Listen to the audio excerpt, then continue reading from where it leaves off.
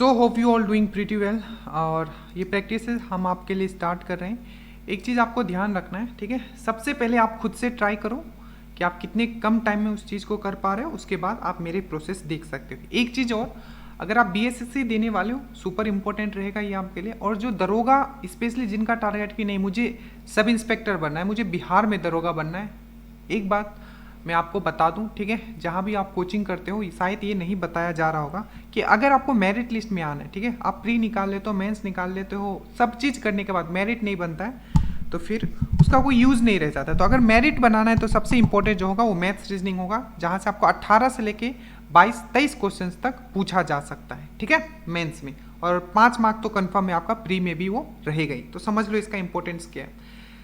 जो भी क्वेश्चन है एग्जाम से मैंने डायरेक्टली उठाए, बीएसएससी के कुछ क्वेश्चन है, ठीक है, कुछ आपके डाउट्स है, तो एकदम हर एक क्वेश्चन को 30 सेकेंड देना है, ठीक है। सबसे पहला देखिए, और हमेशा मैं ट्राई करूंगा कि अच्छे क्वेश्चन लाए जाए, ठीक है, जहां से आप कुछ सीख पाओ।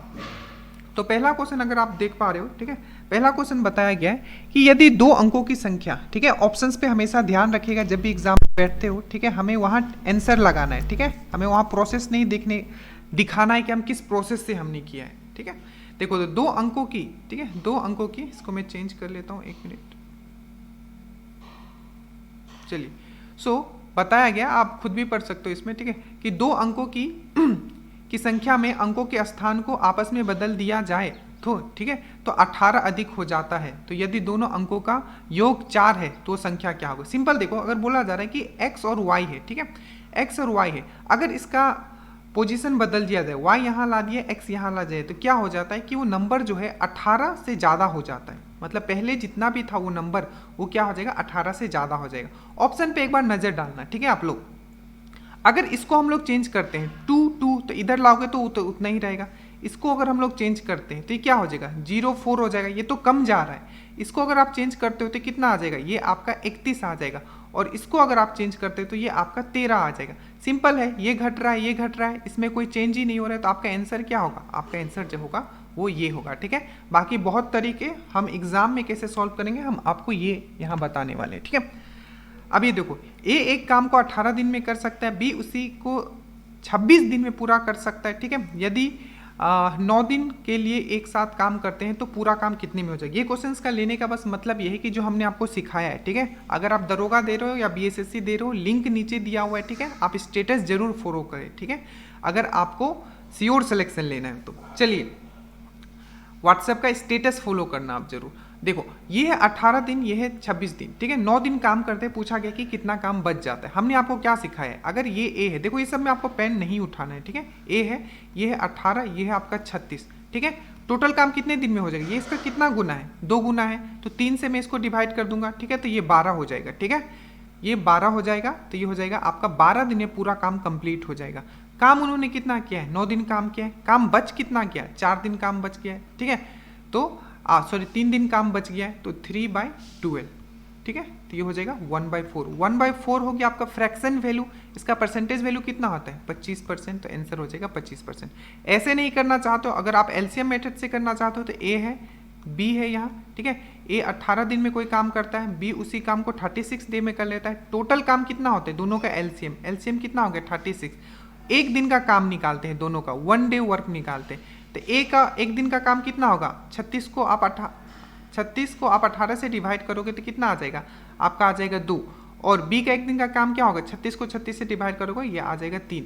3 दिन है दोनों का काम, एक दिन में दोनों जो काम कर लेते हैं 3 यूनिट कर लेते हैं, तो 9 दिन में कितना कर लेंगे, आपका 27 यूनिट कर लेंगे, ठीक है, 27 यूनिट कर लेंगे तो बचेगा कितना काम, टोटल काम कितना है 36, तो 9 काम बच गया, यहाँ 36 है, तो 9 18 36, तो 1/4, ठीक है, तो ये हो जाएगा आपका 25%। ये आप पे डिपेंड करता है कि आप क्वेश्चन कैसे सॉल्व करते हो, ठीक है। अब ये देखिए, इसको भी आप डायरेक्टली टाइम ऑन वर्क से कर सकते हो। देखो, ए एक टंकी को 8 घंटे में भर सकता है, दूसरी नल, हर एक क्वेश्चन को पहले पॉज कीजिए, देखिए 30 सेकंड में आप कर पा रहे हो कि नहीं, ठीक है। ए एक टंकी को 8 घंटे में भरता है, दूसरा बी 6 घंटे में भरता है। यदि दोनों ए और बी खोल दिया जाए तो 2 घंटे बाद नल को बंद कर दिया जाता है, तो तब दूसरा नल बी कितने घंटों में टंकी को भर देगा, ठीक है। सिंपल सा क्वेश्चन है, ठीक है। देखिए, इसको आप अगर आप यहाँ ए डालते हो, ठीक है, यहाँ बी डालते हो, ए कितना है आपका 8 घंटा है, ठीक है, और आपका जो बी जो दिया है 6 घंटा है। देखो ये रेशियो डायरेक्टली नहीं कट रहा है, तो डायरेक्टली हम एलसीएम पे जाएंगे, ए लिखेंगे, यहाँ बी लिखेंगे, ठीक है, ये 8 है, ये 6 है, ठीक है, तो 24 हो जाएगा, 24 हो जाएगा, 8 24, ठीक है। तो ये कितने बार में काटेगा, ये काटेगा आपका कितने बार में, 3 बार में, ठीक है, और ये कितने बार में काटेगा, 4 बार में, ठीक है। ये एलसीएम मेथड है, ये होता है डेज जो लगता है, इन दोनों का एलसीएम लोगे तो पूरा काम टोटल वर्क आ जाता है, ठीक है, और इससे फिर से इसको डिवाइड करते हो तो एक दिन का काम आ जाता है ए का, फिर से 24 को 6 से डिवाइड करते हो तो एक दिन का काम आ जाता है आपका बी का, ठीक है। तो इसको अगर आप ऐड करते हो तो ये 7 आ जाएगा, 2 दिन उन्होंने साथ में काम किया तो 14 तो चला गया, बचा कितना काम, क्योंकि दोनों दिन तो उन्होंने साथ में काम किया है, बताया हुआ कि 2 घंटे वो साथ में काम करते हैं, उसके बाद नल ए को बंद कर दिया गया, तो 2 दिन तो उन्होंने कितना काम कर लिया, 14 काम कर लिया। 24 में अगर 14 अगर आप माइनस करते तो बच जाता है आपका 10।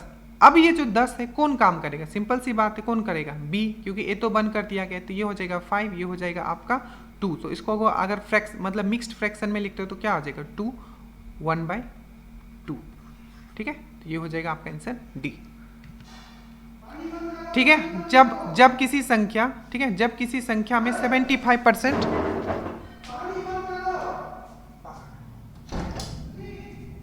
जब किसी संख्या, ठीक है, जब किसी संख्या में 75% जोड़ दिया जाए तो प्राप्त उत्तर की संख्या 40% ज्ञात कीजिए। देखिए क्वेश्चन ये बोला है कि जब किसी संख्या में 75% में, ठीक है, 75 जोड़ दिया जाता है तो प्राप्त उत्तर की संख्या, ठीक है, मिल जाता है, मतलब वही संख्या हमें मिल जाता है, मतलब किसी संख्या में अगर किसी संख्या का 75% में अगर 75 जोड़ दोगे तो वही संख्या आपको मिल जाएगा, ठीक है, ओरिजिनल वाला संख्या। तो पूछा है कि उसका 40% क्या होगा। अब देखो इसको थोड़ा बेसिक से अगर मैं बताना चाहूँ, ये बोलना ये चाह रहा है कि 75% में अगर 75 ऐड कर देते हो तो ये आपका 100% बन जाता है। तो मतलब क्या, 25% का वैल्यू मुझे दिया हुआ है 75%, ठीक है, तो मुझे बोला है कि 40% का वैल्यू कितना होगा, तो इसको ये कितना गुना है, 3 गुना है, इसको भी आप 3 गुना करोगे तो कितना हो जाएगा 120। बट इतना आपको नहीं करना है, देखो थोड़ा सा अगर सोचोगे, ठीक है, तो ये बोला है कि 75% में 75 जोड़ दिया जाए तो क्या हो जाता है, वो वही संख्या मिल जाता है। तो 75% में 75 जोड़ दिया जाता है तो वो 100% अपना खुद का संख्या जोड़ जाता है। मतलब ये जो 75% है मतलब क्या है, 75% मतलब क्या है, वो 25% का वैल्यू। तो जब 25% आपको 75 दिया हुआ है तो 3 गुना है, मतलब आपको लिखना नहीं था यहाँ 25% इक्वल टू मुझे 75 दिया हुआ है, ठीक है, तो मुझे 40% कितना दिया हुआ है मुझे ये निकालना था, ये इसका 3 गुना, ये भी इसका 3 गुना हो जाएगा, तो हो जाएगा 120। समझ में आया कि मैं समझाना क्या चाह रहा हूँ, समझ में आ गया होगा, ठीक है, क्योंकि आप लोग पढ़ते हो। देखो 5 वर्ष पूर्व 4 लड़कों की औसत आयु 9 वर्ष थी, ठीक है, उनमें से एक नया लड़के के शामिल होने से उन 5 की वर्तमान आयु 15 वर्ष हो जाती है, तथा अनुसार नए शामिल लड़के का वर्तमान आयु क्या है, ठीक है। पहले हम समझाते हैं कि एग्जाम में कैसे करना है आपको। देखिए 5 वर्ष पूर्व 4 लड़कों की औसत आयु इतना था, तो अभी कितना होगा उसका औसत आयु, तो 4 लड़कों का जो अभी का जो एवरेज होगा, ठीक है, वो होगा आपका 9। ये है अभी का नहीं, ये है आपका 4 साल पहले का, सॉरी 5 साल पहले का, ठीक है। तो अभी इसका एवरेज क्या होगा, जो अभी जो वर्तमान इसका एवरेज होगा, क्योंकि 5-5 साल सब में बढ़ेगा तो एवरेज ही 5 से बढ़ जाएगा, तो ये हो जाएगा आपका 14। तो अभी जो वर्तमान का जो एवरेज है, ठीक है, वो 4 लड़कों का, ठीक है, 4 लड़का है उसका जो है आपका इतना है। बोला है कि एक लड़का और आ जाता है, +1 और आ जाता है, ठीक है, तो ये हो जाता है आपका 5 लड़का हो जाता है, और आपका जो अभी जो एवरेज हो जाता है वो होता है 15, ठीक है, अभी का ही बात किया जा रहा है।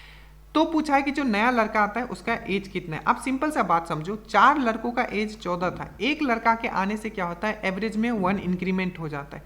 मतलब 1 इंक्रीमेंट हो जाना मतलब क्या, ये पहले जो 4 लड़का था सबको वो एक दिया होगा, तो 4 तो वो सबको दे दिया, ठीक है, जब वो आया ज़्यादा एज लेके आया होगा, और प्रेजेंटली अभी उसके पास कितना है, सबके पास कितना है, 15 है, तो 15 + 4 19 इसका आंसर होगा, ठीक है। अगर ये समझ में नहीं आया तो आप बेसिक से भी कर सकते हो, बट एग्जाम में ऐसे ही करना है। बेसिक से इसको कैसे करेंगे, सिंपल है, देख लीजिए, बेसिक से भी आप देख लो। मान लो को पहले क्या एवरेज था, 14 था, ठीक है, तो 4 लड़कों का एवरेज 14 था, एक नया लड़का आया, ठीक है, मैं मान लेता हूँ कि उसका एज क्या है, x है, ठीक है, अभी टोटल लड़का कितना है 5 है, और एवरेज कितना है मेरा 5 है, ठीक है, तो 14 4 जा कितना होता है आपका 56 होता है, ठीक है, +x, और यहाँ जो हो जाएगा 15 5 जा हो जाएगा आपका 75। अगर इसको आप माइनस करते हो, मान लो डायरेक्टली 60 माइनस करो तो कितना बचता है 15, 15 और 4 तो ये हो जाएगा आपका 19। समझ में आया? इसी तरीके से करना है, बट एग्जाम में ट्राई करना है इस तरीके से, ठीक है। आप इस तरीके से भी कर सकते हो, कोई प्रॉब्लम नहीं, बस सही करना और कम समय में करना, ठीक है। अब देखो, दो व्यक्तियों की आयु का अनुपात 4:7 है, ठीक है। उनमें से एक की आयु दूसरे की अपेक्षा, देखो क्वेश्चन हार्ड एंड इजी नहीं होता है, ठीक है। अगर वो आपको आता है तो वो इजी है, ठीक है, नहीं आता है तो हार्ड है। दूसरा कंडीशन, और अगर इजी क्वेश्चंस को भी अगर बहुत टाइम ले लेते हो बनाने में, मान लो कि 40 सेकंड आपका चला गया, तो वो क्वेश्चन फिर हार्ड हो गया, ठीक है। ये रूल आप जरूर फॉलो करें। दो व्यक्तियों की आयु का अनुपात इतना दिया हुआ है, ठीक है। दो व्यक्तियों की आयु का अनुपात इतना दिया हुआ है, उनमें से एक की आयु दूसरे की अपेक्षा, ठीक है, इतना अधिक है, ठीक है। तो उनकी आयु का योगफल क्या है? हमेशा मैं जब भी मैं बताता हूँ, जब भी मैं अपने स्टूडेंट्स को पढ़ाता हूँ, एक चीज़ मैं हमेशा बोलता हूँ कि क्वेश्चंस हमेशा ऑप्शन के साथ भेजा करो, ठीक है। देखो, दो व्यक्तियों की आयु का अनुपात 4:7 है, उनमें से एक की आयु का दूसरे की अपेक्षा 30 वर्ष अधिक है, तो उनके आयु का अनुपात क्या होगा? देखो, तो आयु का अनुपात क्या होगा? मान दोनों का अगर दिया हुआ है 4:7, ठीक है, तो अगर इसको ऐड करते हो तो कितना आएगा? 11 आएगा। तो जो भी आंसर होगा वो 11 का ही मल्टीपल होगा, और एक ही चीज मुझे दिया हुआ है, वह है डी इसका आंसर होगा। अब इसको मैं बेसिक में करके दिखाता हूँ। देखो, 4:7 मुझे दिया हुआ है, दोनों का डिफरेंस यहाँ कितना है? दोनों का जो डिफरेंस मुझे दिया हुआ है ये है मेरा 3, और 3 यूनिट मुझे दिया है कितना? 30, मतलब कितना गुना है? 10 गुना है। तो 1 यूनिट का वैल्यू मुझे 10 गुना मिल गया, तो ये क्या है? 7 और 4 कितना हो जाएगा? 3 10 11, तो 11 यूनिट का वैल्यू क्या होगा? मैं 10 मल्टीप्लाई कर दूंगा, क्योंकि 3 यूनिट का वैल्यू 30 है, तो 1 यूनिट का वैल्यू 10 है, तो 11 यूनिट का वैल्यू 110, ठीक है। इसी तरीके से आपको एग्जाम में करना है, बट हमने जैसा बोला कि ये बीएसएससी का एग्जाम है, दरोगा का एग्जाम है, ठीक है। आप एसएससी के मेंस या आप अभी का प्री लेवल में बैठने नहीं जानो कि आपको वो दिमाग को घुमाएंगे, ठीक है। वो जो टू द पॉइंट जहां से क्वेश्चन उठाएंगे और छाप देंगे आपके पेपर। इवन आप ये भी देखोगे कि बीएसएससी वाले क्वेश्चन बीपीएससी में आए हुए हैं, बीपीएससी वाले क्वेश्चन बीएसएससी में। पेपर एनालिसिस जरूरी है, आप जरूर करें। अब ये देखो, एक बल्लेबाज अपनी 17वीं पारी में, मतलब 17th पारी में 87 रन बनाता है, जिससे उसकी बल्लेबाजी का औसत 3 रन से बढ़ जाता है। तो 17th पारी के पश्चात उसका औसत क्या? औसत के 4 क्वेश्चंस डेफिनेटली है कि आपको पूछे जाएंगे। देखिए, 16वां पारी तक उसका कुछ भी एवरेज था, मुझे नहीं पता। मैं देखो इसको थोड़ा आपको अच्छे से समझा देता हूँ करना कैसे, ठीक है। एग्जाम में कुछ भी था, ठीक है, मुझे नहीं पता। 17th पारी में क्या करता है वो? कितना रन मारता है? तो वो मारता है आपका 87 रन मारता है। उससे क्या हो जाता है? जो उसका एवरेज पहले था उससे x+3 हो जाता है। तो मतलब क्या हुआ?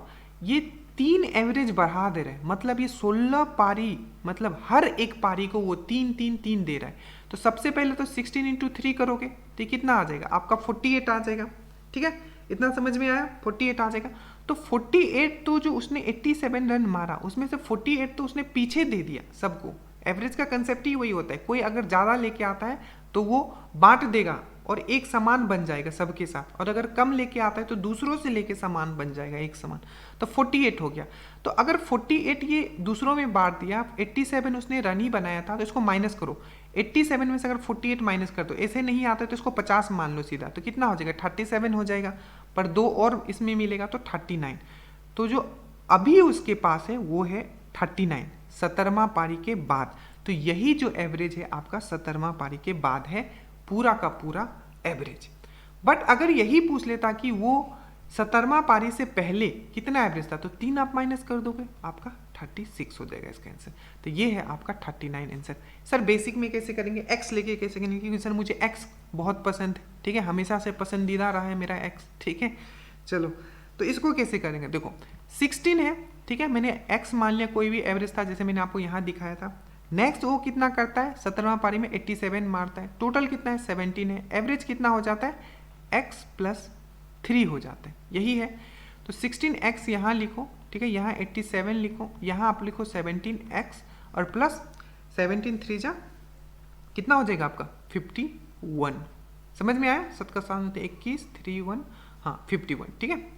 कैलकुलेशन मिस्टेक थोड़ा ध्यान दे लेना आप लोग, ठीक है। तो ये हो जाएगा, आप इसको इधर लाओ, इसको इधर, तो x का वैल्यू कितना हो जाएगा?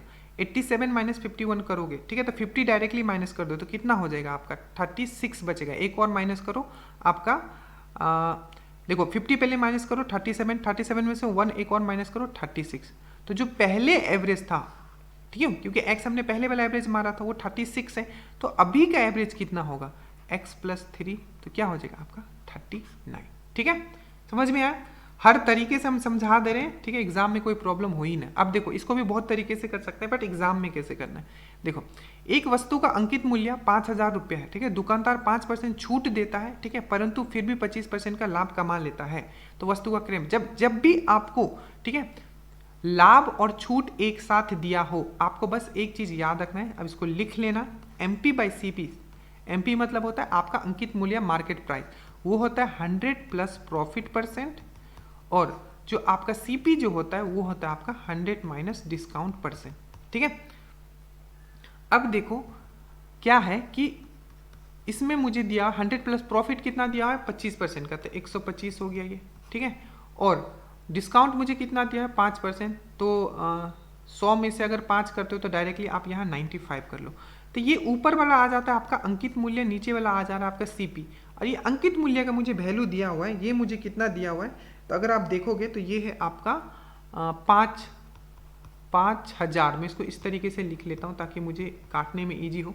25, तो देखो 125 का वैल्यू मुझे दिया है 5,000, तो मुझे 95 रुपीज़ का 95 यूनिट का मुझे वैल्यू निकालना है। ठीक है, तो देखो इसको काटने में कैसा होता है ना, देखो आप अपने हिसाब से काटो, जैसे कि मुझे इस तरीके से काटना पसंद है। 25 5 जा 125, 25 4 जा हो जाएगा। ठीक है, इसी तरीके से काट सकते हो। फिर से 5, ये 5 कट जाएगा तो बचेगा कितना आपका 40 बच जाएगा।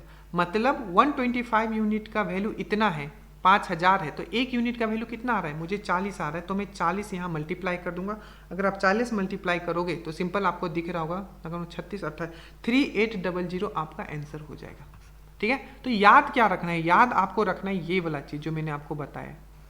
ठीक है, ये वाला हमेशा याद रखना कि MP इक्वल टू होता है 100 प्लस प्रॉफिट % और CP जो होता है 100 माइनस होता है डिस्काउंट। ठीक है, यदि 2 अंकों की संख्या में अंकों के स्थान आपस में बदल दिए जाते हैं, ये हमने कर लिया क्वेश्चन। 39 व्यक्तियों एक दिन में, अब ये क्वेश्चन में इजी है पर बस थोड़ा बेसिक मुझे समझाना है। ठीक है, क्योंकि थोड़ा ट्विस्ट करेगा वो अगर करना चाहेगा तो। एक व्यक्ति एक दिन में 5 घंटा कार्य करके 12 दिनों में एक इमारत को मरम्मत करते हैं। ठीक है, तो 30 व्यक्ति को एक दिन में 6 घंटे काम करके कार्य को पूरा करने में कितना लगेगा। ये जो कंसेप्ट होता है ये होता है MDH मसाला वाला, MD1 और H1, और यहाँ है आपका W1, और यहाँ है M2 D2 और H2, यहाँ है W2। एक चीज याद रखना, यहाँ वर्क जो है दोनों का समान है, समान है, इसीलिए हम लोग डायरेक्टली क्या फॉर्मूला लगा लेते हैं, M1 D1 H1 equal to M2 D2 H2। अगर ये समान नहीं रहता, ठीक है, तब ये आप को यहाँ वर्क का भी वैल्यू लिखना होता कि काम कितना है, पर काम दोनों के केस में समान है, तो यहाँ भी 1 है, यहाँ भी 1 है, तो इसमें कोई प्रॉब्लम नहीं। अब देखो क्या बोला है, सबसे पहले लिखते हैं 39 व्यक्ति है, 39 व्यक्ति है। ठीक है, 5 घंटे काम करता है, ये मैन है आदमी, डेज मतलब कितने दिन काम करता है, और हर दिन कितने काम करता है मतलब आवर, मैन डेज आवर। तो आवर कितना दिया है, मुझे दिया है 5 घंटे वो रोज काम करता है। ठीक है, और कितने दिन, 12 दिन काम करता है। इधर दिया हुआ है कि मुझे मैन जो दिया हुआ है आपका 30 दिया हुआ है, ठीक है, 6 घंटे काम करता है, तो बोला कितने दिन में काम हो जाएगा, तो x में यहाँ ले लेता हूँ इस तरीके से। आप इसको सॉल्व करोगे, ठीक है, जब सॉल्व करोगे क्योंकि ये आ जाएगा 39 × 5 × 12 डिवाइडेड बाई 30 × 6, तो इसका जो वैल्यू आपका आ जाएगा ये आ जाएगा आपका 13 दिन।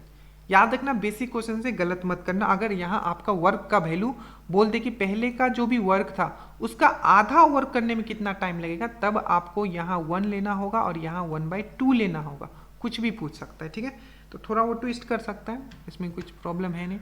ठीक है, अब ये भी HCF LCM का कंसेप्ट प्लीज अच्छे से पढ़ लेना। ठीक है, HCF और LCM यहाँ से 2-3 क्वेश्चन पूछे जा सकते हैं। देखो, वो सबसे बड़ी संख्या, ठीक है, जो 155, 260, 315 को विभाजित करेगी और शेष फल इतना इतना और इतना बचाएगी। ठीक है, यहाँ क्या आ रहा है, विभाजित करने का बात कर रहे हैं। मैंने क्या बोला था, कट जाना और काट देना। कट जब जाएगा वो खुद कटने की बात करेगा तो क्या होगा, वो आपका एलसीएम होगा, और काटने की बात करेगा तो वो एचसीएफ होगा। और एचसीएफ मैंने बताया कि विद इन ए सेकेंड कैसे निकालते। सबसे पहले हमें एक ऐसा नंबर ढूंढना है जो इसको डिवाइड करे, इसको डिवाइड करे और इसको डिवाइड करे, तो रिमाइंडर इतना इतना बचा है। तो सबसे पहले आप इसको माइनस कर लो, ठीक है। तो माइनस करोगे तो 155 में करोगे 5 तो यह आ जाएगा 150, 260 में अगर 10 करोगे तो यह आ जाएगा 250, और 315 में अगर 15 माइनस करोगे तो यह आ जाएगा आपका 300। अब अगर इसका एलसीएम निकालते हैं तो मतलब क्या, अगर इसका एचसीएफ निकालते हैं तो मतलब क्या होगा, मतलब ये होगा कि वो एक ऐसा नंबर मिलेगा जो इन तीनों को पूरी तरीके से डिवाइड कर देगा। ठीक है, समझ में आया। बट मेरा नंबर सब क्या है, 155, 260, 315। तो सिंपल है, जब कोई ऐसा नंबर ढूंढ लेंगे जो इसको पूरा डिवाइड कर देगा तो रिमाइंडर कितना बचाएगा, 5 बचाएगा। सिंपल। जब हम देख लेंगे कि एक ऐसा नंबर ढूंढ लेंगे जो 250 को पूरा डिवाइड कर देगा तो रिमाइंडर कितना बचाएगा, 10 बचाएगा। ठीक है। अब एचसीएफ कैसे निकालते हैं, सिंपल है, ऐसा नंबर ढूंढना है जो इन तीनों को काट दे। सबसे 2 ऐसा नंबर लेंगे जो सबसे नियरेस्ट हो, डिफरेंस उसका जो हो सबसे नियरेस्ट हो। ठीक है, तो नियरेस्ट डिफरेंस किस में है, इसमें आपको दिख रहा है कितना, 50 का डिफरेंस है। तो क्या ये मेरा एचसीएफ होगा, जी हाँ, ये एचसीएफ हो सकता है, या इसका मल्टीपल या गुणंक जो है इसका एचसीएफ हो सकता है। बट हमें सबसे पहले चेक करना होता है कि अगर ये तीनों को डिवाइड कर दे रहा है तो यही मेरा एचसीएफ होगा। जी हाँ, ये तीनों को डिवाइड कर दे रहा है तो यही मेरा आंसर होगा। ठीक है, याद रखना जो चीज़ समझा रहा हूँ। अब ये क्वेश्चन में हम आपको पहले भी करवा चुके हैं, ठीक है, बट एक बार फिर से करवा देते हैं। देखिए, और अगली बार से हम ट्राई करेंगे कि कम से कम 15 या 12 क्वेश्चंस आपके लिए रखा जाए, अच्छे अच्छे क्वेश्चन, कंसेप्ट बस क्लियर करते जाए, ये मत देखना कि कितने क्वेश्चंस कर रहे हैं। अब देखो, एक व्यक्ति पूरब की ओर 1 किलोमीटर चलता है, 1 किलोमीटर पूरब की ओर चलता है, ठीक है, फिर दक्षिण की ओर मुड़कर 5 किलोमीटर चलता है, 5 किलोमीटर फिर से साउथ चलता है, दक्षिण की ओर मुड़कर चलता है, पूर्ण हुआ पूरब की ओर 2 किलोमीटर चलता है, फिर से पूरब की ओर 2 किलोमीटर चलता है, ठीक है, फिर उत्तर की ओर मुड़कर 9 किलोमीटर चलता है, 9 किलोमीटर उत्तर की ओर चलता है। ठीक है, समझ में आया। वह प्रारंभिक स्थान से कितनी दूर रुपये। अब देखो, हम कभी भी इसमें हम फिगर बनाना आपको नहीं कहते, हमेशा आप ट्राई करना, बस ऐसे लिख लो, इसको विद इन ए सेकेंड आपका आंसर आ जाएगा। देखो, ईस्ट ईस्ट है तो ये तो प्लस हो जाएगा, ठीक है, 3 पूरब आ जाएगा, ठीक है, 3 किलोमीटर पूरब, और ये साउथ है और ये नॉर्थ है, तो ये दोनों तो अपोजिट में होता है, उल्टा दिशा में होता है, तो माइनस हो जाएगा। ये 9 है, ये 5 है, तो बचेगा कितना, 4 आपका नॉर्थ बच जाएगा। आंसर क्या होगा, ये ईस्ट में है, ये नॉर्थ में है, तो आपको इसके बीच में कहीं वो होगा, मतलब क्या, इसमें 888 लगेगा, तो 3, 4 और 5 किलोमीटर नॉर्थ ईस्ट डायरेक्शन में होगा। ठीक है, तो यहाँ हमें क्या पूछा, हमें सिर्फ 5 किलोमीटर पूछा, इवन वो डायरेक्शन भी पूछ देता तभी भी हम बता देते। तो ये तरीका है जो आपको एग्जाम में अपनाना है, बेसिक से एकदम पढ़ना है। लिंक आपका नीचे में दिया हुआ है, ठीक है, श्योर सिलेक्शन बैच का, आप जुड़ सकते हो। ठीक है, so thank you so much. Please बताइएगा आपको कैसा लगा। जय हिंद।